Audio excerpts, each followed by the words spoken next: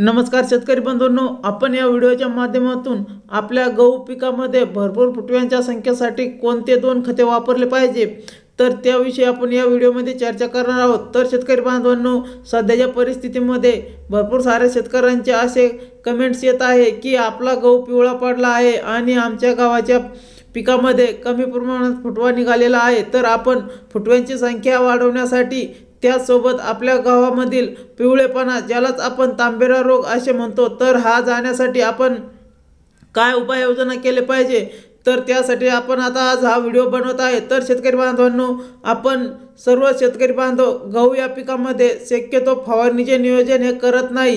क्वचितच काही शेतकरी फवारणीचे नियोजन करतात। तर शेतकरी बांधवांनो, आपण या व्हिडिओमध्ये जाणून घेणार आहोत की फवारणी न करता आपल्या गावामधील पिवळेपणा म्हणजे तांबेरा रोग जाईल आणि आपल्या गावामध्ये भरपूर सारा फुटवा येईल। तर शेतकरी बांधवांनो, आपला गहू 20 ते 25 दिवसाचा झाला असेल तर या दरम्यानमध्ये आपल्याला ज्या वेळेस आपण गहू या पिकाला पाणीचे व्यवस्थापन करत असेल अशा वेळेस आपल्याला खताचे नियोजन हे करायचे आहे। तर शेतकरी बांधवांनो, आपण खताचे नियोजन करत असताना आपल्याला आपल्या गहू पिकामध्ये एका एकरसाठी 1 बॅग युरिया हे आपल्याला घ्यायचे आहे आणि त्यासोबत आपल्याला एका एकरसाठी 1 बॅग सिंगल सुपर फॉस्फेट ही घ्यायची आहे। परंतु शेतकरी बांधवांनो, सिंगल सुपर फॉस्फेट घेत असताना आपल्याला एक काळजी घ्यायची आहे। शेतकरी बांधवांनो, जी सिंगल सुपर फॉस्फेटची बॅग असेल तर त्यामध्ये झिंक आणि सल्फर हे असणे अत्यंत गरजेचे आहे।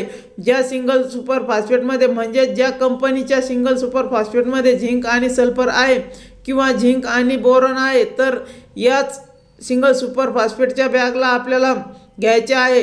तर शेतकरी बांधवांनो, हे घेतल्याच्या नंतर आपल्याला दोन्ही मिक्स करून सनी पाणी द्यायच्या अगोदर आपल्याला आपल्या गव्हामध्ये शिंपडून द्यायचे आहे, म्हणजेच फेकून द्यायचे आहे आणि त्यानंतर आपल्याला लगेच पाण्याचे व्यवस्थापन करायचे आहे, जेणेकरून सनी आपण फेकलेले खत हे विरघळले जाईल आणि ते आपल्याला जे नत्र आहे युरियामध्ये ते आपल्याला हवेमध्ये उडून गेले नाही पाहिजे। तर याची काळजी घ्यायची आहे मित्रांनो।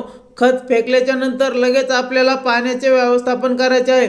असे केल्याच्या नंतर आपल्या गहू पिकामधील तांबेरा म्हणजे पिवळेपणा हा जाईल आणि त्यासोबत आपल्या गहू पिकामध्ये भरपूर सारे फुटवे आपल्याला आलेले निघेल।